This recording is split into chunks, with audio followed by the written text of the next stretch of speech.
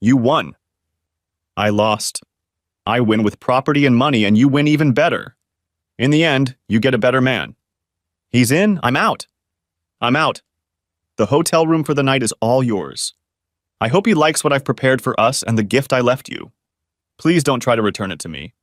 It will be a painful reminder of what a conniving and deceitful woman you really are. I am going home in my car, and under no circumstances do I want to see you, him, or your friends again.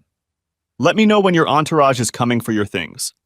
Anything I don't need, I will remove to the garage in black plastic bags, symbolizing the garbage you have turned our marriage into. I'll use my father's phrase when he was told he had to either leave the Air Force or go to Vietnam. Yay me and screw you. I'm done with you. I'm not serving you anymore. Enjoy the trip. You deserve it for being such a good actress. 10 years later.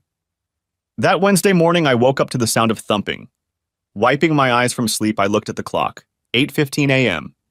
The banging continued, and I gradually realized it was coming from my front door. Who the hell would be knocking on my door at this hour?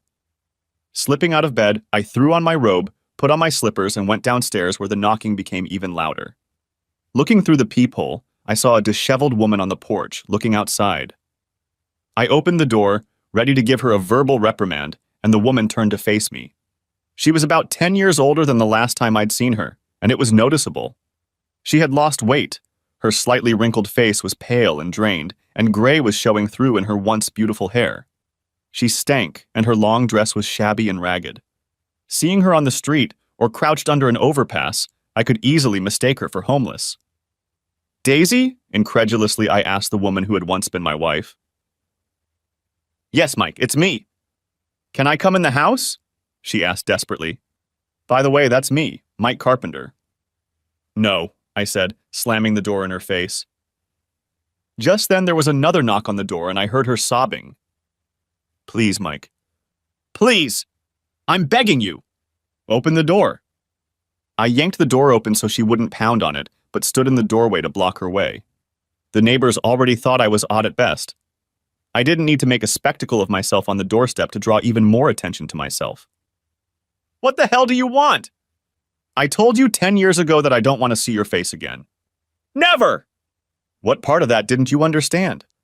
And why the hell are you here? I thought you and Dr. Wonderful lived in Milwaukee. Recovering from my outburst, Daisy wiped the tears from her face and gave me the most wistful look I'd ever seen on a human being. Can I come inside? I'm hungry and tired and I need to use the restroom. Please? I promise I'll explain later, she pleaded, shifting her feet unsteadily. Having been a teacher for many years, I realized that this was the dance of a person about to shit their pants. The last thing I wanted was for her to urinate on my front porch, so I swung the door open and stepped aside in a reluctant and silent invitation. You know where the bathroom is, I told her reproachfully, since I still lived in the house we once shared. Hurry the screw up! Thanks, Daisy said, stepping inside. She threw her suitcase on the floor and ran to the downstairs bathroom. I closed the door, went upstairs to take a piss, and then came back downstairs. She was still in the bathroom, so I went into the kitchen, started my Keurig coffee maker, and brewed some coffee. By this time, Daisy was back. Can I have a cup of coffee? She pleaded. I stared at her for a moment without saying a word. A huge part of me wanted to kick her ass and then throw her back out onto the street. But I'd never hit a woman before, and I wasn't about to start now, no matter how much I hated her. Besides, it might get me arrested. That would be one way to get money out of me, and I wasn't going to put up with that. Yeah, I hate a woman who begs me for coffee like a street urchin. And for good reason. I can be anything I want to be, a bastard, an asshole even. But I'm not an inconsiderate or rude host. And I invited you in. Well, let Daisy into my house. Daisy into my house. So I gave in. If only to watch her suffer and satisfy a lingering curiosity about her circumstances. I don't have any of that foo-foo stuff you used to put in your coffee, I told her. I have milk and sugar if you want it. Black will do, Daisy hummed. Thanks. I set the cup of black coffee in front of her and watched her take it with both hands. I could see her hands shaking as she sipped the hot liquid. Why are you here? I demanded. I have nowhere else to go, she finally said. I spent the last of my money on a cab fare. What happened to the love of your life? I asked sarcastically. Doctor? Bruce? It didn't work out, she stammered, answering without meeting my gaze. Oh? If my sarcasm had been sharper, you could have used it to cut tile. I saw her flinch. No. We got married after the divorce was final. Things were great for a while. But about 5 years later, everything changed. Bruce was sued for medical malpractice in a huge lawsuit that ruined him and eventually both of us, Daisy said, tears running down her face. I don't understand. What do you mean, both of you? I asked. Since I was his nurse at the time, I was included in the lawsuit. We both lost our jobs and eventually our licenses to practice medicine in Wisconsin. We ended up losing everything. Our house, our cars, our life savings, everything. We ended up in a small apartment and for a long time could only find minimum wage jobs. It was hell for us. Then Bruce changed and became physically abusive. He blamed me for our downfall, but it was his own fault. I was just obeying his orders. He became verbally abusive and hit me more than once. He even kicked me right between my legs. And one day I came home from work early in the evening and found him in bed with a young girl who lived in an apartment building. So the cheater got cheated on, I remarked wryly. I couldn't help myself. Grinning at the irony, I vividly recalled how she and her long-lost lover had humiliated me the night of our 10th anniversary celebration. Karma is real. Imagine that. It's not funny, Daisy whined. I can imagine. Nor was it funny that you and Dr. Shithead publicly destroyed me on the night of our 10th anniversary celebration. You didn't physically abuse me, but you very well could have. It would have been easier. Those wounds heal. It's the emotional and psychological trauma that lasts forever. But you didn't care then, did you? No, I didn't, I added, not giving her a chance to answer. In fact, I continued, do you even realize that today is the 10th anniversary of that very day? No, I didn't realize, Daisy replied quietly. Did you ever report the asshole to the police? I asked, letting my humanity shine through. No, I was too scared. But I divorced him. A former sorority sister, a family law attorney, took me on pro bono. Unfortunately, I had almost nothing left after the divorce. I only had enough for a bus ticket and cab fare. I haven't eaten anything in 2 days. So what do you want from me? I asked. Sympathy? I'll tell you what. You can find it in the dictionary, somewhere between shit and syphilis. I know you probably hate me, Daisy began, tears streaming down her face, but I interrupted her. Yes, I do hate you. I hate you as much as I once loved you, I growled. You were everything to me, but I was just a substitute for you. A meal ticket until the great guy came back and nothing more. And now that your life has fallen apart, you dare to come crawling back to me. Where are your parents and all your friends? They've all disowned me, cried Daisy. I wonder why, I snorted angrily. Did you and the jerk have children? No, never had any. Turns out Bruce is infertile. For some reason, he blames me for that too, she said bitterly. At least humanity won't have to worry about you two polluting the gene pool, I commented wryly. So something good came out of all that shit. She wrinkled her nose at me. What happened to you, Mike? You used to be so sweet, so compassionate. Anger turned to rage, and I clenched my eyes tight. You want to know what happened to me? Look in the mirror, bitch. You happened to me.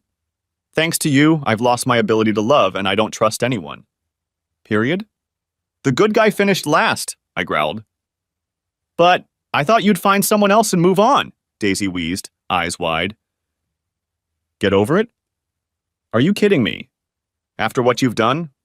You never once let me know that I was nothing more than a backup for you. I thought we had a solid relationship, but you lied to me. 13 goddamn years! 10 of them as husband and wife. Do you really think I can trust anyone after what you did to me? I took a deep breath before continuing. And how many women do you think would line up for a chance with damaged goods after his wife left him like that? Not that I didn't quash any attempt very quickly, I added to myself.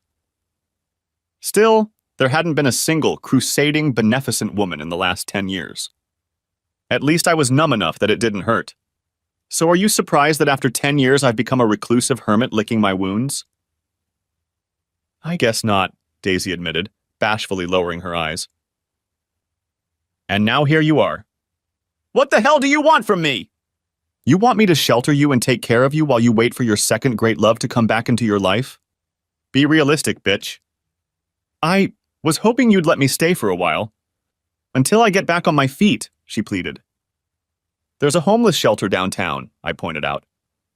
You should go there. That's what it's for. At least that's what I pay taxes for, to keep people like you off the streets. I went there, but they were full, Daisy admitted. I went to the YWCA and even that big church downtown, but there were no seats available. Please, Mike, I'm begging you. I'll do anything you want me to do. I'll cook, clean, and wait on you hand and foot. I wanted to lash out at her with that last comment, but clenched my jaws. She visibly flinched at my stare. What makes you think I'd want to touch you? As far as I'm concerned, you're infected. Walking hazardous waste! I hissed through clenched teeth. And then it hit me. You've been trying to prostitute yourself? She bowed bashfully, tears splashing onto the table as she nodded. How do I look? No one's taken. I looked at her intently, then said, Oh, how far and hard the powerful have fallen. Then maybe I should just leave. Maybe I should just curl up and die in a gutter somewhere, Daisy sobbed. No one wants me anyway. I watched her sobbing and sobbing at the kitchen table like a dying balloon with its last drops of helium leaking out. I was already thinking about throwing her out into the street to die. My hatred for her was so strong. For 10 long years I lived that hatred, fantasizing about the most varied and cruel ways to kill her. I had heard of functioning alcoholics. In the case of Daisy and Dr. Asshole, I was probably an acting sociopath. A deep, soundproof basement or a stone cellar under a barn in the middle of nowhere, where only I could hear them screaming. But to see her here like this, after all these years? And then there was Bruce, the piece of shit who'd stolen her from me just to abuse her. I hated him too, but that hatred was growing stronger. I was raised to never use violence against women. In my opinion, anyone who does that deserves what happens to them. I took a deep and very reluctant breath. Look, why don't we eat first? And then we'll keep going. Okay, I suggested. Still sobbing, Daisy looked at me, then nodded her head. Thank you. I'm so hungry, she cried. I'll cook if you want me to. No, it's okay. I've learned to take care of myself over the last 10 years. Besides, this is my kitchen now. You just sit here. I'll make us some scrambled eggs and bacon. Is that okay with you? Perfect, Mike. Thank you so much. I got up, ignoring her, and made scrambled eggs and cheese like Daisy used to make when we were married. Then I fried a full plate of bacon and made toast. Her dim eyes lit up when I brought her a plate. You remembered to put cheese on the eggs, she exclaimed. Just like I did before. Thank you. You're welcome, I replied gruffly. Now eat. I set my plate down and began to eat, watching Daisy dig into her food as if she hadn't eaten in a long time. Her face never took her eyes off her plate as she shoved one forkful after another into her mouth, stopping only to grab a piece of bacon or toast. When she was done, she didn't have time to lick the plate clean. How delicious, Mike, thank you, she said when she was done. You've become quite a good cook. I'm sorry, but I haven't eaten in a while. That's okay. Are you still hungry? I asked. No, thanks. But could I have another cup of coffee? Sure, I said and took her cup. When I returned, she took a sip and set the cup back down. Are you feeling better now? A little. The food has helped a lot. Good.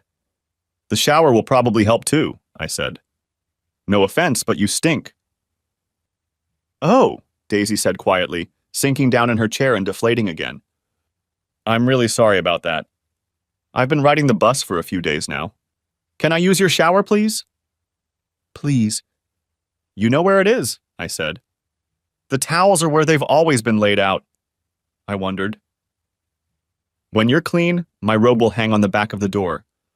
Whatever you do, don't put that robe back on. After your shower, you can use the washer and dryer for your clothes. After that, I grumbled that I would have to scrub the bathroom and toilet with bleach. After she slipped into the bathroom with her suitcase, I cleaned and rinsed the dishes and then went upstairs to brush my teeth and get dressed.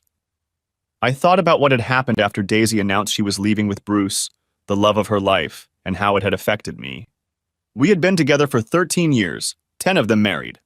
At the time, I was absolutely devastated. And to make my situation even worse, she casually admitted that she had cheated on me with him repeatedly during those 13 years while he was away and working to create their trouble-free future. And to make matters worse, she was deliberately planning to throw a bombshell at me in public at our anniversary party, and her friends knew it. The situation filled me with even more rage and hatred than I could have anticipated.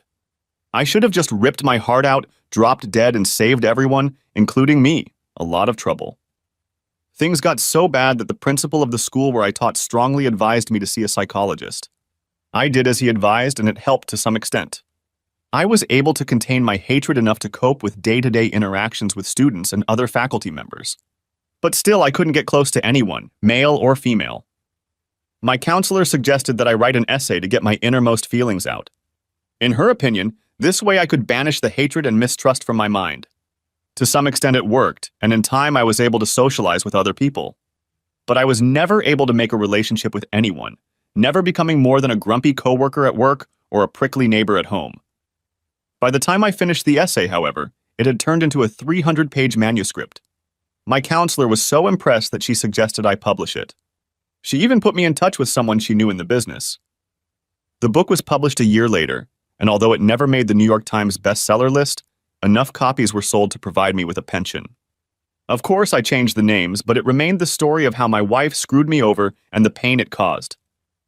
Probably just as much help in keeping my sanity was when I started practicing martial arts. Two sensei asked me to quit after I got too hyped in sparring classes. Then at the community center, I found a twice-divorced retired Marine who took me under his wing. He didn't flinch during sparring when I imagined beating Dr. Asshole to a bloody pulp. However, he had taught me that letting my emotions fight was a sure way to get my ass kicked. Letting my cold, hard brain channel rage into striking power was a skill that took a long time to develop. After all, I could break concrete blocks, but not after getting a legion of bruises. But I never expected to see Daisy again. Never. And I didn't think she'd be in such terrible shape. She didn't look well at all, and I began to wonder if she was suffering from some sort of illness. I also found that most of my anger was now directed at Bruce. My intuition told me to throw her out on the street, but something inside me doubted the rightness of such a move. What if something happened and she died? Would I be able to live with myself? The potential of being in an even worse emotional position than I already was didn't seem appealing. And would I be able to be legally responsible? I decided to get a second opinion and called my mom. "Good morning, Mike," Mom said when I answered. "This is a pleasant surprise. What's going on?" "Guess who showed up at my door this morning?" I asked, skipping all our usual pleasantries. "I won't tell you."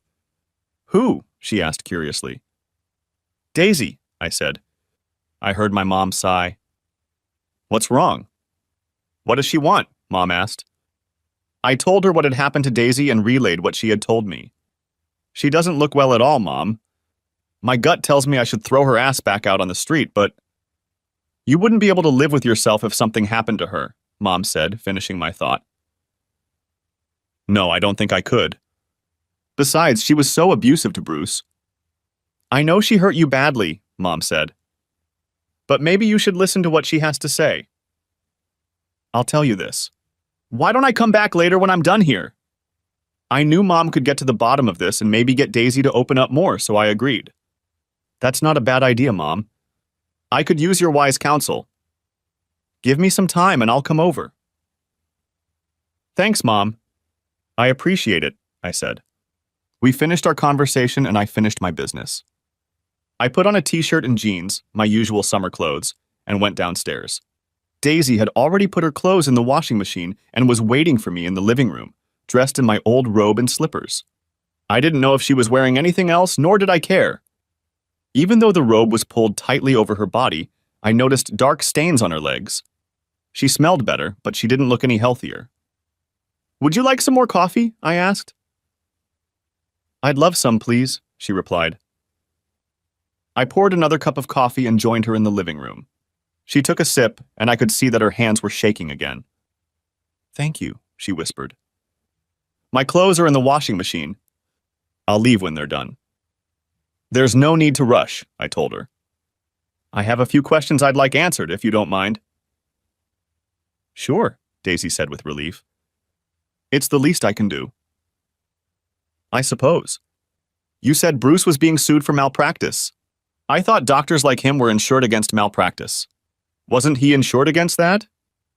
"He was, but one lawsuit turned into a class action. And then there were allegations of malpractice. As a result, the insurance company denied coverage. Even though it was proven that most of the allegations were untrue, there were too many judgments against him, and the insurance was never reinstated," Daisy explained. "Most of the allegations?" I asked. "You mean some of them were true?" "Those charges that weren't proven were dropped due to lack of evidence," she said. "But by then the damage had already been done. We were fired and our licenses were revoked." "Didn't you two have 401ks?" I asked, surprised. "Yes, we did. That's what we lived on for a year. We paid a hefty fine for it, but it couldn't be helped. We lost everything. No one would hire us for a long time, and we needed the money." "What does Bruce do now?" "He works as a parking lot attendant. Makes about $16 an hour," Daisy said. I couldn't help but chuckle at that, especially after Daisy talked about how he was going to be a leader in the community. "What are your plans?" I asked. "I thought I might try to find something in the medical field. I may have lost my nursing license, but I can still work in an office," Daisy said quietly. "Good luck with that," I told her. "How do you plan to get around?" "Where were you planning to live?" "I can take the bus or walk," she replied dejectedly. "I'll find somewhere to live." "It all takes money. I thought you didn't have any." I don't." "So you thought I was going to let you stay here and support you until you got back on your feet." "Is that right?" I asked. "I knew it was a risk, but I decided to ask, yes," Daisy admitted. "I know you don't owe me anything, but I thought maybe since I gave you everything in the divorce, you could show me some kindness." I was so enamored with the bastard that I honestly didn't realize how my stupidity turned out for you. I realize now that coming here expecting something was a mistake. You're right. I don't owe you shit." She looked defeated, but I sighed and added, "But I'm not exactly a heartless monster. It's obvious to me that you need help. My mom will be here soon. She'd like to talk to you before I make a decision." "Of course," Daisy replied with relief. "I always had the best opinion of your mother." "And she loved you like the daughter she never had," I replied. And then she added, without knowing why herself, "Even after everything you did, Mom still loved you." "Loved?" asked Daisy in surprise. "Yes. That's why you have to be brutally honest with her. Do you understand me?" "I understand. And I promise I'll be brutally honest with her." "And Mike?" "What?" I asked. "Thank you for everything," Daisy said very sincerely. "Don't thank me yet," I said. At that moment, I heard the doorbell ring. Looking through the peephole, I saw my mom, so I opened the door and let her in with a hug. "Daisy!" "My goodness, girl, has it really been 10 years?" my mom asked, seeing Daisy in my old robe. Both women hugged and kissed each other on the cheeks. "It's good to see you again, Lorraine," Daisy replied. "Mike, dear, why don't you let us girls talk for a while?" asked Mom. I knew this was her way of asking me for privacy, so I retreated to my home office, closing the door. I surfed the web looking for any information about the negligence lawsuit against Dr. Bruce Williams. It took a while, but eventually I found something. From the summary, it appears that Bruce saw about 2,000 patients over 4 years and diagnosed about 97% of them with epilepsy. But it turned out that some children were suffering from seizures, had other medical conditions, or were simply sleep-deprived. Compounding the error, Bruce prescribed powerful anti-epileptic drugs fraught with serious side effects and advised patients to undergo unnecessary medical treatments and procedures. And if that wasn't enough, many plaintiffs named Daisy as an accessory. Almost every child who walked through their doors was given a series of tests and diagnosed with epilepsy, whether they had it or not, said one of the plaintiff's attorneys. In some cases, Daisy would tell her parents the bad news, and Bruce would agree with her diagnosis. To make matters worse, the hospital had to refund more than $300,000 to the state for improperly billing the Medicaid program. No wonder the hospital fired them, I thought. The state fined both Bruce and Daisy and then revoked their licenses. After more than half an hour, I leaned back in my chair, shaking my head at what I had just read. I had no doubt in my mind that Bruce was the mastermind behind the scheme, and Daisy was simply going along with everything he said. I heard a knock on the door and saw Mom show her head. I gestured for her to come in, and she sat down in the chair next to my desk. "What's wrong?" I asked. "I think Daisy needs to see Dr. McGregor as soon as possible," Mom said. The serious look on her face made me sink. Terry McGregor had been our family doctor for many years, and Mom had worked for him until she retired a few years ago. "Oh? Why?" "I can't diagnose, but I've seen quite a few women with cancer. I'd bet she has cancer and needs to be seen by a doctor as soon as possible," Mom said. But she wasn't done yet. "I know Daisy has burned bridges with you, and I understand that," Mom said. "Believe me, I understand it. But if she has health problems, we have to do everything we can for her. It's the right thing to do." She gave me a small, crooked mom smile.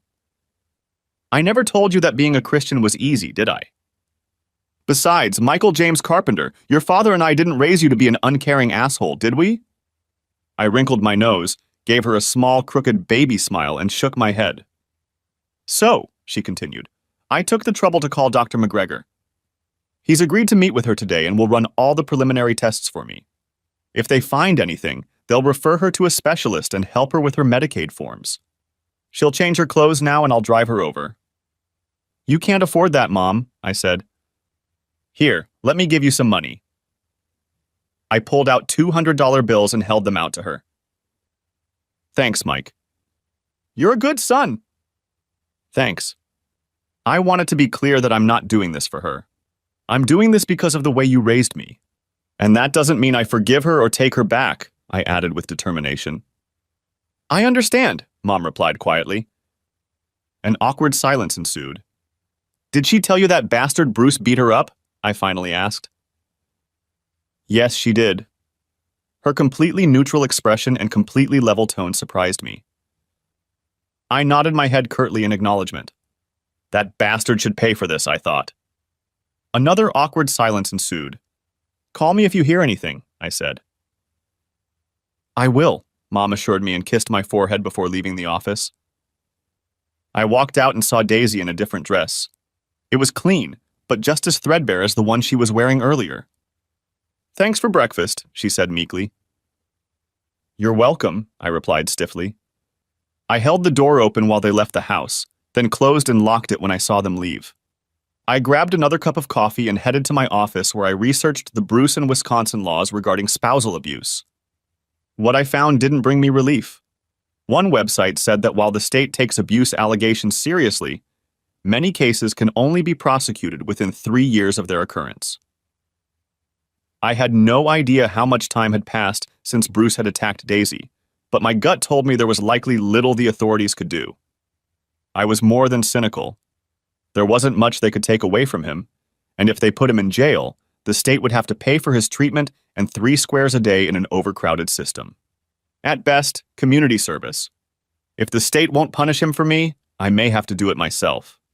But how? Frustrated, I shut down the computer, changed into workout clothes, and went downstairs to punish myself on my new, state-of-the-art stationary bike. I programmed the trainer so that it would take me over rugged mountainous terrain. I focused on the scenery displayed on the widescreen monitor. Daisy wasn't the only one who had changed in the last 10 years. When we'd gotten married, I'd been trim but out of shape. Today I was not only trim but quite fit and liked to work out at least 3 times a week, giving it my best. After my workout, I showered and dressed, which did wonders for my overall mood, and then ate a light lunch while watching the news. It was already 3 in the afternoon when I finally heard my mom's message. "I was starting to wonder what happened to you guys," I said as I answered the phone. "We just finished with Dr. McGregor," Mom replied tiredly. From the tone, I suspected that Daisy was out of hearing range. What have you heard? I asked. He's very worried about Daisy. The tests aren't good. He thinks she might have cervical cancer, but he wants a second opinion from an oncologist. An oncologist? I exclaimed, mentally picturing dollar signs. She filled out forms for Medicaid and emergency state assistance, Mom said. She has an appointment at the cancer center on Friday. Dr. McGregor has already made that appointment. He also said she is eating very poorly and believes she has been physically abused. We know she's been abused, I said. And she told me she hasn't eaten in days. He seems to think it's much worse than that, Mom said, and sighed. It's not just the amount of food. It's about him not getting all the vitamins, minerals, and nutrients he needs to stay healthy. I could see she was worried. Look, Mike. It's getting late, so I'm going to take her to get something to eat and then stop by Walmart to pick up a few things. We'll stop by and pick up her suitcase. If you don't mind, I think she should stay at my place. We have a lot to talk about, and I think she'll be more comfortable talking to a woman. I think that would be best, I quickly agreed, glad to have this problem off my shoulders. I'll be here. Thanks for letting me know. I'll call you when we're on the road, Mom said. Love you, son.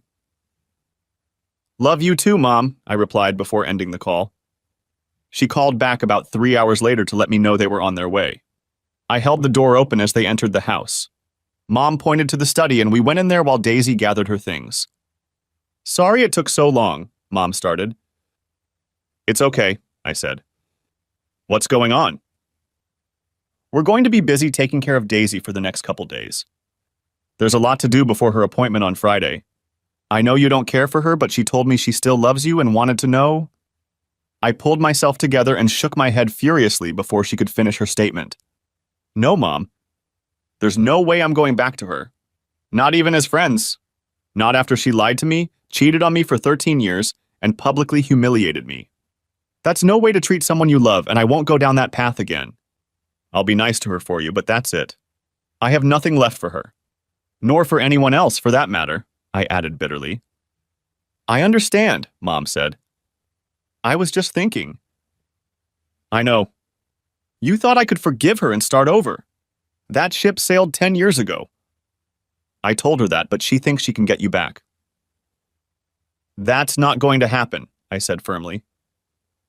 I wondered if delusion was one of the symptoms of cancer. Besides, I'm no longer the same person she left 10 years ago.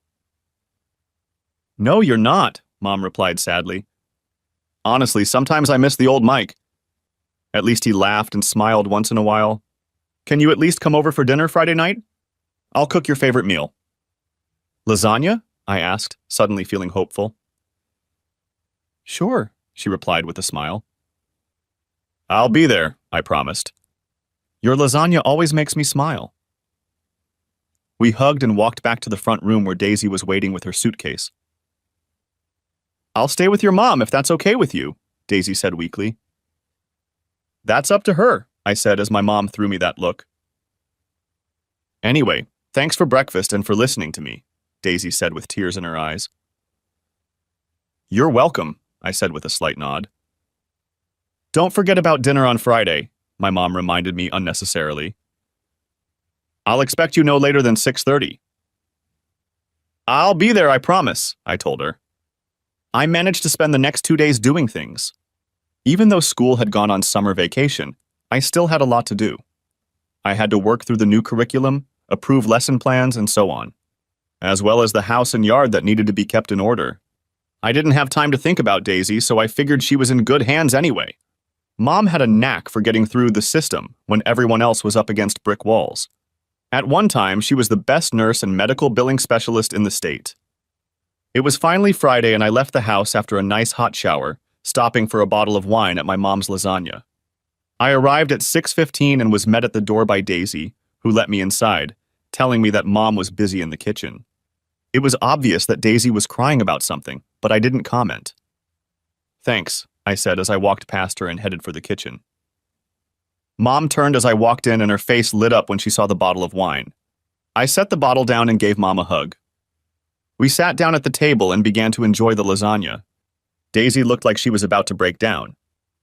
"How did it go today?" I finally asked. "We got Daisy's application approved," Mom said.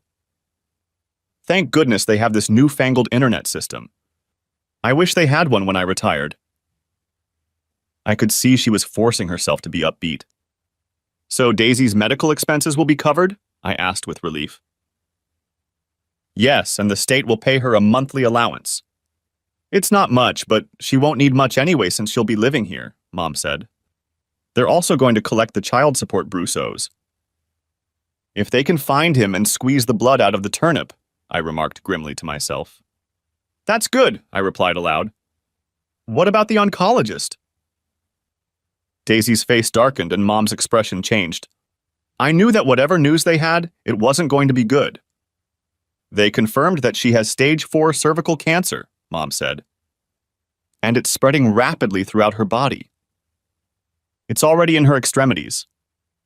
"But it can be cured, right?" I asked. I wasn't sure how I felt other than discomfort. "Maybe," Mom said. She looked at Daisy as if asking permission to say more. Daisy nodded her head, a tear rolling down her cheek. "The chances of survival are less than 20%. They can treat her, but there's no guarantee she'll survive. Things would have been different if they had discovered this 3 or 4 years ago." 3 or 4 years? "She's had it that long?" I asked, wondering. "The doctor said they think I've had it for about 4 years," Daisy replied dejectedly. "If they had diagnosed it, my chances of survival would be over 90%. Right now, they're about 19%. "That sucks." Bruce, notice anything weird?" I asked. I forced myself not to say asshole, since I didn't usually swear in front of my mother if I could help it. "I don't." "He never said anything. Things were really bad at the time," Daisy explained. "I noticed some changes, but I figured it was because of the stress we were under at the time. I didn't want Bruce to have anything to worry about." "What kind of changes?" I asked. "It was hurt. When we were, doing it," said Daisy. "It got so bad that we stopped doing anything for a while." I was glad she didn't elaborate further. Mom quickly stepped into the conversation. "They have some new medication they can give her that might help," she said. "The doctor said they might increase her chances by 10 or 15%. "That's better than nothing."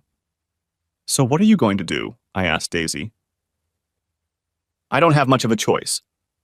Either fight or lie down and die. And I'm not ready to die yet," said my ex-wife with her former fervor. "I've got things I should do before I die." I didn't bother to ask what those things were. "And how long will this treatment take?" I asked my mom. "It could take up to a year," she said. "Or maybe more." A year, I thought. A lot can happen in a year. Would I be able to last that long? "And will Daisy stay here with you the whole time?" I asked sternly. I definitely didn't want her in my house. I think it's for the best. I may be retired, but I still remember how to take care of patients. I'll be here with her all the time, and I know who to call in case of an emergency, Mom said. I suppose that makes sense, I reluctantly agreed. "Will you be able to handle this arrangement?" my mom asked me. I looked at Daisy, mulling over Mom's question. There was a time when I would have been willing to do almost anything for the woman sitting across from me. Then I remembered how she had so unceremoniously dumped me in public for Bruce. Daisy saw the look on my face change. "I know you don't trust me, but," she stammered. "That's the understatement of the year," I said, interrupting her. "Let me put it to you this way. If you ever hurt my mother in any way or cause any mischief, so help me God, I will personally throw your ass out on the street, cancer or no cancer. Do you understand?" "Yes, I understand," Daisy said quietly, and tears came to her eyes. She lowered her eyes, watching the tears roll down her face.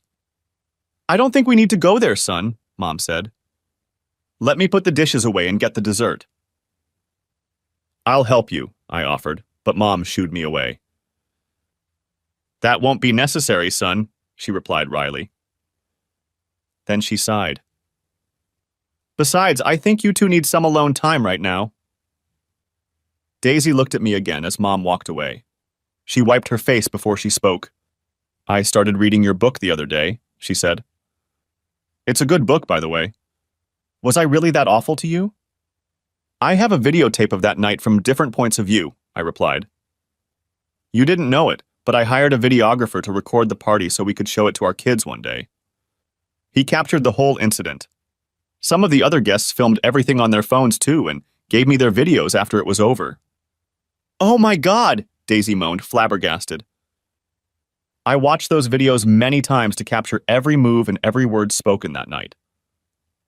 It's all in the book. I still have those videos. Do you want to see it? I asked. My tone was light, but I'm sure my facial expression could have made a loaf of bread go moldy. No, that won't be necessary, Daisy said. No wonder you hate me to the core now. After reading this, I don't even like myself very much. I never thought... That's right. You didn't think. Worse, you didn't care, I spat. Every time I close my eyes, I see you and Bruce humiliating me in public, stomping on my heart like a cockroach that needs to be killed. For years, I've fantasized about 1,000,000 ways to kill you both, and each way has been more brutal and bloody than the last. Daisy began to sob at this revelation, looking at me with horror. But I wasn't done yet. It's all in the book. I started hating everyone after your family and friends gave me shit. They all said I should just get over it and move on and be happy for you. And I said to hell with it. Of course it was easy for them to say that. After all, they weren't the ones who stabbed them in the back and shoved the person they loved more than anything else in the world down the stairs to the septic tank. It got to the point where I hated everyone around me. My principal, Mr. Smith, sent me to a psychologist. And it's a good thing he did. I was on the verge of doing something idiotic. She advised me to write down my feelings, which I did. The result was this book. Yolanda also advised you to start exercising, remember? Asked Mom, returning with the apple pie. She was probably eavesdropping and thought personal space was getting out of hand. Is that why you look so good now? Asked Daisy, hastily wiping her eyes with a napkin and hurrying to change the subject. I've never seen you in this shape before. Thank you. Yes, I have. I've been doing martial arts and signed up for a fitness center.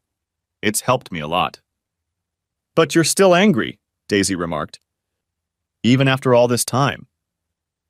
It's much better now than it used to be, believe me, her mom assured her. 2 years ago, you wouldn't have even walked through the door. At least not on your feet. Maybe on your head. I'm sorry, Mike. I really am. I knew it would hurt, but I didn't realize it would destroy you like this. That's why I gave you everything in the divorce. I thought it would help you move on. When you didn't fight back, I thought you'd be okay, Daisy said. To tell you the truth, my lawyer was shocked when he read your petition. He told me I had to sign it quickly before you changed your mind, I admitted. Have you dated anyone since then? Hesitantly asked Daisy. Not really, I replied curtly. A couple of drunken one-night stands, but that's about it. I don't even remember their names. Out of the corner of my eye, I saw my mother's eyebrows rise to the ceiling and a look of utter disgust flash across her face. She bit her tongue to keep from telling me what she thought. I knew I'd find out later, but at that moment I didn't care. Oh God, Daisy sighed. I don't know what to say. I guess a sorry won't be enough, will it? No, it wouldn't, I agreed sourly. We ate the pie in silence, but I could see the hurt on Daisy's face and I didn't want to look at Mom's face. After we finished, we said goodbye and Mom walked me to the door. I made sure Daisy couldn't hear what I was about to say. Are you sure you're doing the right thing, Mom? I asked. What about her family? Can't they help? I called her parents.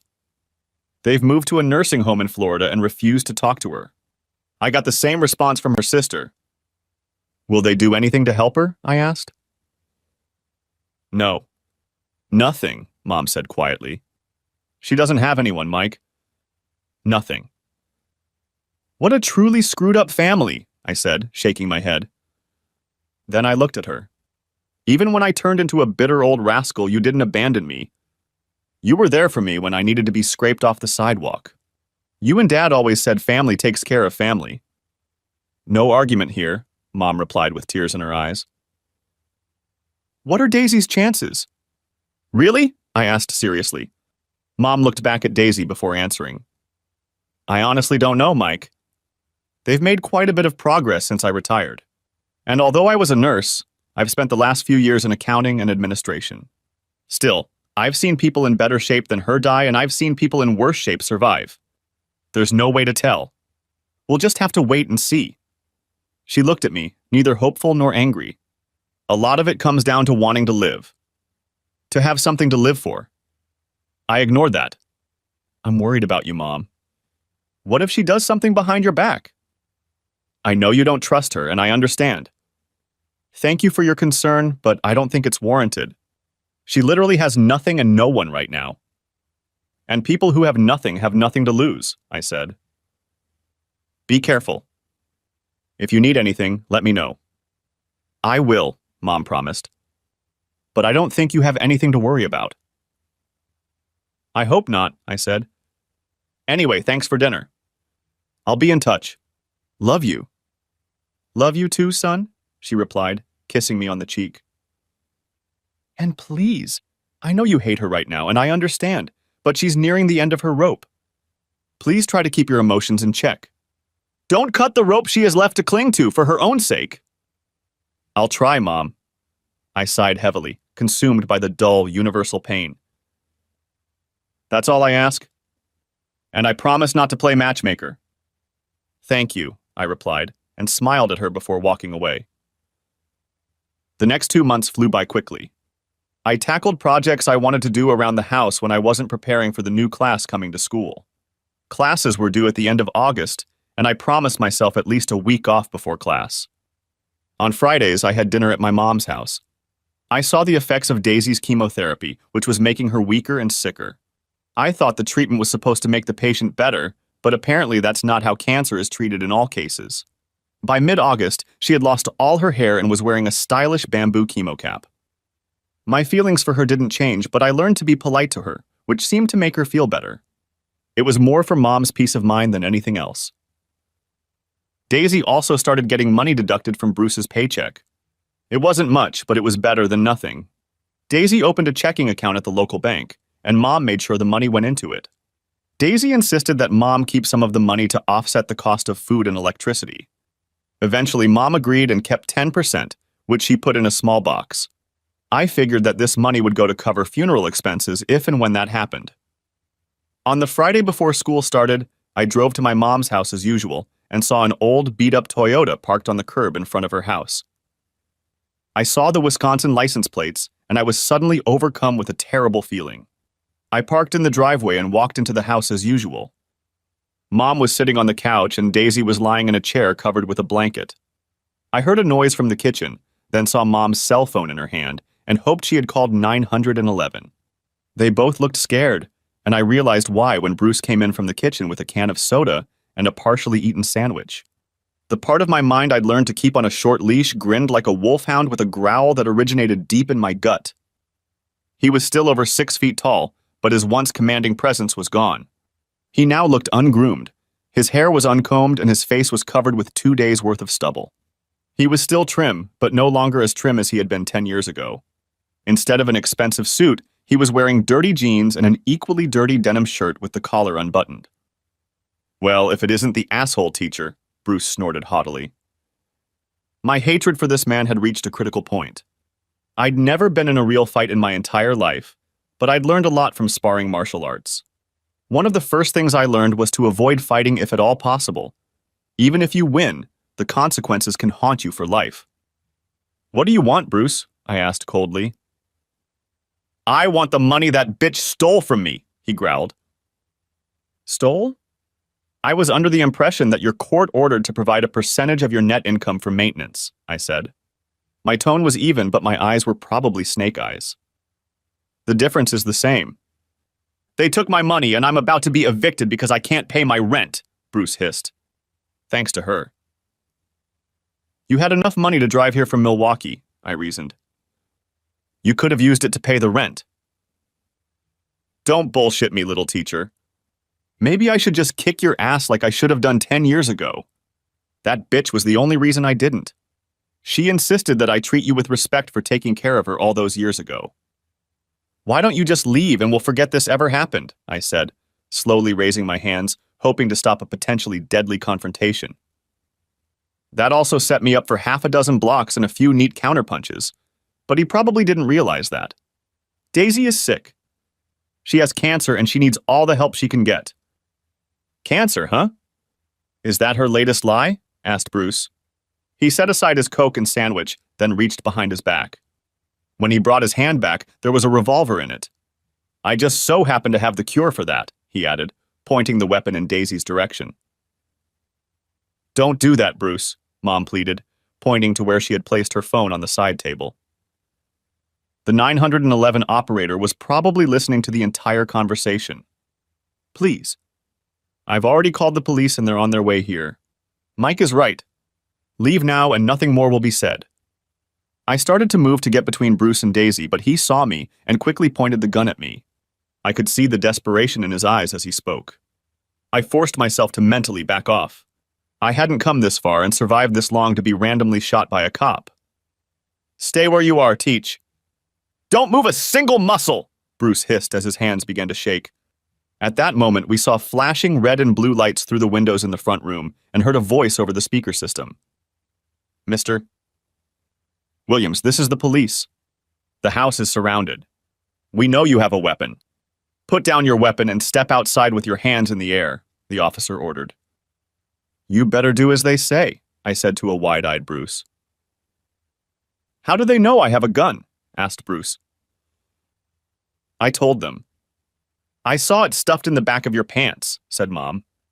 And Mike's right. You better do as they say. This is your last chance, Mr. Williams. Drop the gun and get out of the house, the officer commanded over the speakerphone. Bruce looked around at the three of us, and I realized he was starting to get nervous. Our eyes met for a moment, and I saw his determination disappear. If you were smart, you would have done what they said, I told him. You won't get a third warning. I heard the back door open, and suddenly 2 officers appeared in the room with their pistols at the ready, pointed at Bruce.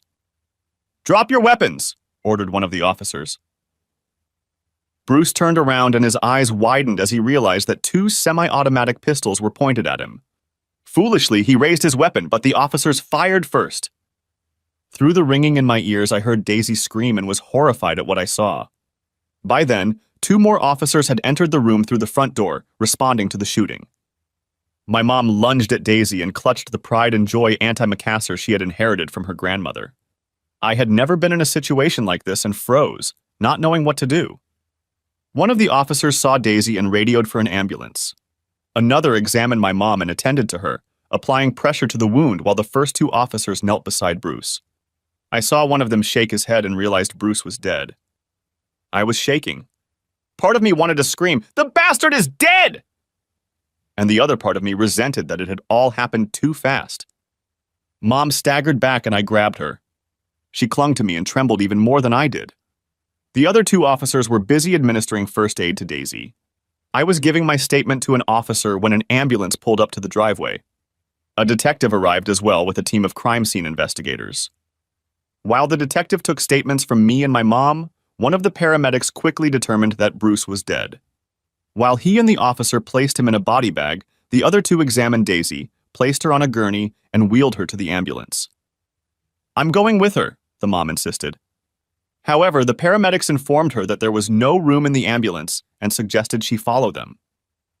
You can come with me, I told her. The detective informed us that the house was now a crime scene, so we would have to leave while they worked. He promised to lock up the house before he left and said they might need to talk to us later. Here's the name and number of a good cleaning service, the detective said, handing Mom a business card. She absent-mindedly accepted it, and we got into my car. As we drove to the hospital, my head was spinning. I wanted to deal with Bruce on my own, and I was glad the asshole was dead, even if not by my hand. Strangely, I felt terrible about Daisy being hurt and hoped she would be okay. My emotions were mixed up, to say the least. We made it to the hospital and walked into the emergency room where we were told that Daisy was being wheeled in for surgery. After arguing over the definition of next of kin and my mom showing Daisy's Medicaid paperwork and a form naming my mom as Daisy's medical proxy, the nurse behind the counter escorted us to the waiting area where we sat for several hours. Finally, the doors opened and a doctor approached us. "Mrs. Carpenter?" he asked. "Yes, that's me," Mom replied. "How's Daisy?" "Miss Williams is stable and on the mend. I think she'll survive the gunshot wound. The bullet went through her but didn't hit anything vital. She's lucky," the doctor said. "Another inch or two more to the left and she wouldn't have survived." "Thank God," Mom sighed. "She's lost a lot of blood, and her weakened condition due to the cancer and chemotherapy isn't in her favor. However, we found something else and contacted her oncologist," the doctor added. "Oh? What?" the mom asked. "I know she's undergoing chemotherapy, but we found what looks like traces of infection in her system. I've ordered a series of tests just in case." "Oh no," Mom sighed. "Is she going to be okay?" "It's too early to tell. She's under sedation at the moment. We'll keep her here for at least 3 days." "Can we see her?" asked Mom. "I don't think so. Not until tomorrow morning at the earliest. Let me give you a card. You can call this number anytime to check on her progress and find out which room she will be in," he said as he handed Mom the card. We left the hospital and drove back to Mom's house. We were both silent the whole way, but Mom cried most of the way. I was immersed in my own thoughts. I remembered telling Daisy about how I had fantasized about killing her and Bruce. Now she was lying in the hospital fighting for her life. Surprisingly, I felt a little bad about it and did my best not to think about it. When we got back to her house, I saw that the crime scene tape had been ripped off and was lying in the trash can outside the house. There was a note on the door from the detective saying that the crime scene had been vacated. He had locked it up and given the key to the neighbor. Mom immediately set about cleaning it up. I saw the remains of the chair that Daisy had been sitting on when she was shot and took it to the car to take it to the dump. When I returned, my mom was on her knees wiping the blood off the floor.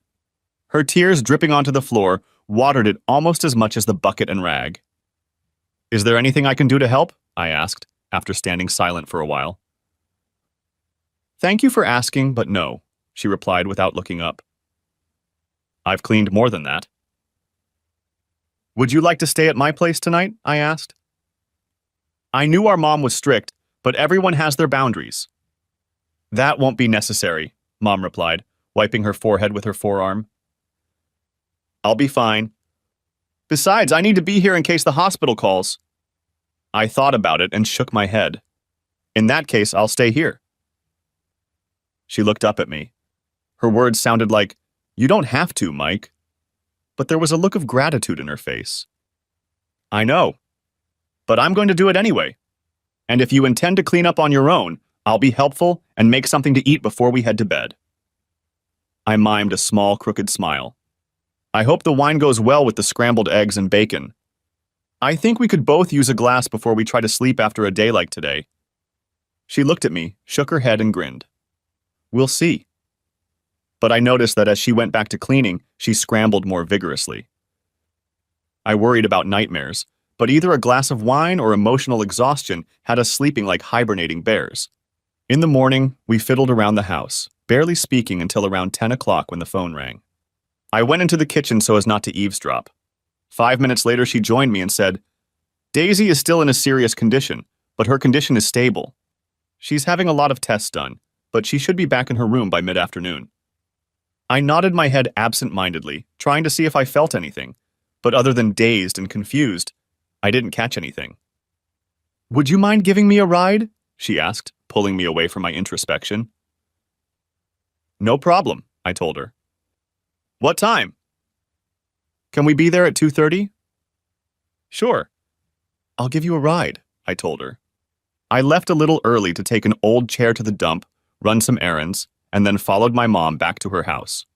From there, we drove to the hospital and got directions to Daisy's room. We went into the hospital gift store and bought a card, a vase of white carnations, which I knew were Daisy's favorite flowers, and an Agatha Christie novel, the same one she had read before she left me for Bruce. Mom looked at me cheerfully as I paid for everything. "What?" I asked defensively. "Oh, nothing," Mom said, shaking her head. I felt my face burn. Don't get any ideas, I told her. Yeah. You really care about her, don't you? Mom asked.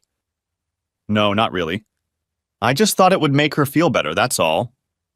I double-checked my change to make sure the cashier hadn't ripped me off. Sure, Mom replied in her typical manner. She patted my hand and said quietly, Mike, the opposite of love is not hate, but indifference. When hate dies, a bunch of emotions have nowhere to go. And it's okay that you still feel something worthy of the person you thought she was. And your secret is safe with me. After that, we went to Daisy's room. She was awake, but she looked like a wrung-out towel. Mom kissed her on the cheek and handed her the card we had bought. Her eyes lit up when I showed her the flowers. My favorites. You remembered, she exclaimed in surprise. Her voice was hoarse and weak, but her tone was pleasant. Yes, I said, holding out the novel to her. As I recall, you read it when you left with Bruce, I added without emotion, though my gut twitched slightly. Yes, I did read it. And I never got a chance to finish it. Thank you, she said quietly, not looking at me and leafing through the paperback book. Any news? My mom asked. Not yet, Daisy replied with a shake of her head. She closed the paperback book but didn't let it out of her hands.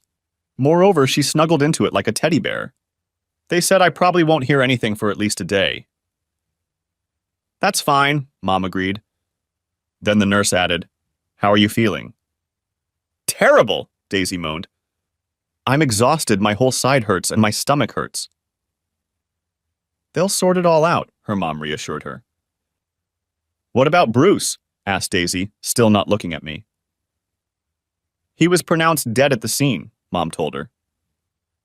Good, Daisy said firmly, finally showing some strength. I'm glad he's dead. A grim expression appeared on Mom's face, but she didn't say anything. She just patted Daisy's hand and nodded her head. I remained silent as the two women talked. Part of me was glad to hear that my ex-wife had turned against Bruce. Her statement helped diffuse the hatred I'd been holding back. But it wasn't enough to turn back the last 10 years. A nurse entered the room and looked at Daisy's vital signs. It's time for you to take your medication, Mrs. Williams, a young woman told Daisy as she handed her a cup of pills. Daisy took the medication and chugged it down with water. How are you feeling? Exhausted, Daisy sighed. And I'd prefer Daisy to Mrs. Williams, if you don't mind. I can't pretend it didn't happen, but I can try to put it behind me. You could hear the weariness in her voice, but she mustered determination for the last part. I'll pass this on to the rest of the staff, the nurse said with a smile. Maybe it's time for you to get some rest, the nurse added. I assumed she was implying that it was time for us to leave. When will we know the results of her tests? Mom asked the nurse. Asked Mom to the nurse. Asked Mom to the nurse. Doctor. Samuels is consulting with her oncologist, so they should know something definite by tomorrow morning, replied the nurse. You have our number and we have yours. We said our goodbyes, and I noticed the wistful look on Daisy's face that she threw at me before leaving. I smiled weakly before closing the door. I dropped my mom off at her house and then headed home to finish up my weekend chores. The next morning, we met in Daisy's room at the hospital. Being a part-time volunteer at the hospital, Mom arrived a couple hours before me. Shortly after me, two doctors entered the room. I met Dr. Samuels, the surgeon who operated on Daisy, and was introduced to Dr. Kincaid, Daisy's oncologist. They tried to look professional and confident, but even I could tell they were worried. So, what's the word? I asked, hoping for good news despite their facial expressions. Dr. Kincaid answered first. Miss Williams is suffering from a combination of peritonitis and diverticulitis, which explains some of the symptoms you've told us about in the past, Mrs. Carpenter. Dr. Samuels took up the report. Our scans have revealed several huge pockets of infection in Daisy's abdomen. In addition, we believe her gallbladder is punctured and will have to be removed. How did this happen? I asked, feeling Mom squeeze my hand tighter. There are probably several reasons, but we believe she had an underlying condition that was exacerbated by the cancer and the medications used in chemotherapy, Dr. Kincaid replied. So, what happens now? the mom asked quietly. She will eventually need surgery to remove all the infection and repair the damage. But we'd like her body to recover some more from the surgery she just had. So we're going to leave her here on antibiotics for the next couple weeks and see if the infection diminishes. Of course, the chemotherapy will be suspended during that time, explained Dr. Samuels. What are her chances? I asked, trying to keep my tone even. The doctors looked at each other before answering. I didn't like the expressions on their faces. I'm not going to sugarcoat it, Dr. Samuels said. Without surgery, she doesn't stand a chance. Her body is very delicately balanced right now. Giving her the highest possible doses of antibiotics will likely disrupt her metabolism and weaken her further, possibly even fatally. As far as we can tell, the dose she's on now has stopped the infection from spreading and is gradually pushing it back. But even if she clears up completely, the antibiotics won't repair the damage. There is no open perforation of the bowel wall, otherwise we would be doing high-risk emergency surgery right now. But she was probably on the verge of perforation when we caught her, and the bowel wall is probably perforated in one or more places. Exploratory surgery to try to see what the machines can't show is almost as high risk now. Manipulating the coils of the intestine can literally tear open weakened areas and cause what we are trying to avoid. We need to clean the intestines of infections as much as possible and repair any damage when she is strong enough to tolerate surgery. Then she needs to get even stronger. I won't say she needs a healthy body, but she needs to be healthy enough before we try to fight the cancer again. The malnutrition she suffered from for months has dangerously weakened her entire body. She won't survive chemotherapy unless she clears out the infections and gets her other body systems working properly. Peritonitis on its own is life-threatening. And combined with cancer, he shrugged. The surgery itself is risky, Dr. Kincaid added. Very risky. We estimate that given the level of infection in her abdomen and the damage to her internal organs, her chances of survival are between 30 and 40%. So I have no chance without surgery or less than with it. Is that what you're saying? Asked Daisy soberly. Her eyes were wide open and I could see she was sweating, but her voice was steady. Yes, I'm afraid so, Dr. Kincaid confirmed. However, once you recover from the surgery, you should be able to undergo the chemotherapy without any problems. Then I guess we have no choice but to do the surgery, Daisy said weakly, sinking back onto the bed. Good. We'll make all the necessary arrangements, Dr. Samuels said. They left the room and Daisy burst into tears. Her mom cradled her and comforted her. Don't worry, Daisy. You have the best doctors in the hospital on your side. Everything will be okay, she said as Daisy cried. I had a lot to get through and I couldn't do it here. It was strange. Not long ago, I would have happily celebrated the news of Daisy's passing. But now, my emotions were at breaking point. Look, I have to go. School starts tomorrow, but I'll check in on you from time to time, if you'd like, I offered. Yeah, I'd like that, Mike, Daisy exclaimed. Mom smiled, looking at me. We left the room and I walked Mom to her car and waved to her as she drove out of the house. I kept my promise and visited Daisy several times over the next 2 weeks. We talked about many things, my teaching, my students, my book, her failed marriage to Bruce, and our failed marriage. We also discussed our feelings and everything that had brought us to this point. During one of the visits, I broached the subject of her family. I'm curious about something, I said. What exactly? Asked Daisy. What's going on with your family? Why do they hate you so much?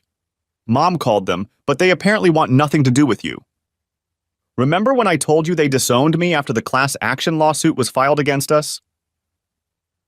Yes, I remember, I replied. What you don't know is that they knew about Bruce from the beginning. They promised to help keep you in the dark, and in return, Bruce promised to help support them when they retired. He even offered to buy my parents cruise tickets when they retired. And you and your sister knew about all this? I asked, my anger starting to build. Daisy lowered her eyes in embarrassment. Yes, she whispered before looking at me again. It was another knife in the back, I know. And I'm so terribly sorry. So your family used you and Bruce the same way you used me, I remarked. So your family used you and Bruce the same way you used me, I remarked. My tone wasn't cold, it was icy. She wrinkled her nose and just looked miserable. I controlled myself. If you don't want an answer, don't ask the question. Mostly, Daisy admitted sorrowfully. Things went downhill when we got sued. After we lost everything, my family wanted nothing to do with me. That explained the way they treated me after you left, I told her. It also explained how Daisy thought it was okay to use me while she waited for Bruce. Everyone had the upper hand except me. It also reinforced my belief that there was no way I could ever make up with her, not after everything she'd done. Daisy realized this too, and made no effort to rekindle what I thought we once had. But we did manage to make up, and I saw sparks? Flashes of the woman I had fallen in love with several times. In the process, I found that my hatred for her and Bruce diminished considerably. After his death, my hatred for Bruce faded a bit as well, though I still hoped that he would face severe eternal punishment for all he had done, and not just to me and Daisy. Mr. Smith allowed me to take the day off for Daisy's surgery and arranged for a substitute teacher. I arrived at the hospital early in the morning and talked to her before she was wheeled into the operating room. I was unaccountably worried, but tried my best not to show it. I know I've said a lot of nasty and hateful things since you've been back, I said. And I just want to apologize for that. I really hope you can get through all of this. Part of me was surprised that I didn't have to pretend to be sincere. Thank you, Mike. That means a lot to me, Daisy replied with a weak smile. I deserved everything you said, so I accept your apology. And I want to apologize for destroying the best man I've ever known. I know it's too late for us, but I do love you. You put up with me when you had no reason to. She took a deep breath. Please promise me something. What? I asked. Whatever happens, I want you to find someone you love. You deserve it, she said sincerely. That surprised me. She continued to look at me so intently that I finally said, I promise I'll try. She nodded slightly, as if giving herself a little absolution. We need to get her to the operating room, sir, the orderly said politely. Of course, I said. Just a minute. Completely spontaneously, I leaned over and kissed Daisy on the cheek. You can do that, I said as she smiled back. I froze in bewilderment. For a moment, she looked exactly as I remembered her on our wedding day. Some deeply hidden part of me wondered if there were times when she really loved me, and I wasn't just a provider for her. I stood up, a little dizzy, and the orderly wheeled her gurney out of the room. That was really nice, Mike, Mom said softly as we followed the orderly into the operating room. She was wheeled inside and we sat down in the waiting room. We sat there for several hours while the surgery went on. I tried to watch the TV hanging on the wall, but I couldn't concentrate on what was being said. All I could think about were the events of the last 10 years. My mind endlessly replayed everything over and over again. While my mom worked on her latest Afghan, I paced back and forth, drinking one cup of crappy coffee from the machine after another. I was caught in an endless loop, reliving the last few months all over again. 6 hours later, Dr. Samuels walked out of the operating room. The look on his face I immediately didn't like. He approached us and asked us to join him in a small room. After closing the door behind us, he sat down at a small table across from us, rubbed his eyes, and sighed heavily. I thought he was going to burst into tears. Mom squeezed my hand so hard my fingers ached, and I knew what he was going to say before he even said it. I'm so sorry, Mrs. Carpenter, Mr. Carpenter. We did everything we could for Daisy. There was just too much infection and damage to her internal organs, he said sadly. Her body just shut down. She signed a DNR and a form donating her body to cancer research if she didn't survive. Her heart stopped, and we did everything we could ethically, but we were never able to get it started. Again, I'm sorry for your loss. Mom immediately burst into tears, and I felt a tear about to burst from my eye, but I refused to shed it. I hugged my mom as she sobbed and nodded to the doctor. Thank you for everything you've done, I told him. We shook hands, and I saw a tear leak out of his eye. When Mom calmed down, we walked back to Daisy's room in a near trance-like state. We didn't say anything as we packed her things. There was no need to say anything. I found a small envelope labeled Mike in Daisy's handwriting in the drawer of her bedside table. I opened the envelope and pulled out a folded piece of paper. Daisy had written a note in case she didn't survive the surgery. Mike, the letter began. You will only see this in case I don't survive. Thank you for being there for me the last 2 months, especially the last 2 weeks. You don't owe me anything, but you and your mother were there for me when everyone else abandoned me. I know what I did to you 10 years ago is unforgivable, and I'm terribly sorry I hurt you. I want you to know that even after all this time, a huge part of me still loves you, and I'm sorry for what my infatuation with Bruce has put me through. I know you'll never feel the same way about me, and I understand you. I can only hope that through my death, you will finally find peace. Love, Daisy, the note ended. I began to shiver as I looked at the words on the paper. I saw the water droplets hit the note and I realized I was crying. I felt my mom's hand on my shoulder. What's wrong, son? She asked. It was like a dam burst inside me, and I cried hot, bitter tears as I showed my mom the note. It was the first time I had cried since Dad had died 6 years ago. Mom started crying again after reading Daisy's note, and we ended up crying together, hugging each other. I realized something else when we calmed down enough to finish packing Daisy's things. All the anger, hatred, and bitterness I'd carried inside me for 10 years was gone. Completely. For the first time in 10 years, I felt calm.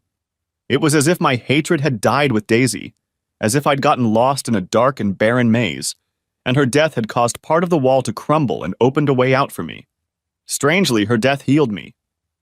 We finished packing her things, signed the papers, and left the hospital in a daze. I followed my mom to her house and helped get Daisy's things inside. We had a gloomy dinner of leftovers, barely saying anything to each other. After I helped her put the dishes away, she left to go to her room, and when she came back, she held something out to me. I looked at what she gave me, a small picture of a smiling Daisy in her mom's chair. It had been taken shortly after the chemotherapy started. I just thought you might like something to remember her by, Mom said. Thanks, I said, hugging her. By the way, do you want to call her family or me? Would you mind doing that? She asked. I talked to them once, and that was all I could handle. Sure, I said. I'll call as soon as I get home. Mom handed me a slip of paper with the number on it, which I put in my pocket. We hugged one more time and I left. Back home, I called Daisy's parents. Her father answered after the second ring. Fred, it's Mike Carpenter, I said. What do you want? He asked angrily. As I considered my words, I wondered what had gotten into his underpants. After all, I wasn't the one who'd turned down financial support and a retirement cruise. Your daughter Daisy died in surgery today, I said. I don't have a daughter named Daisy, Fred grumbled.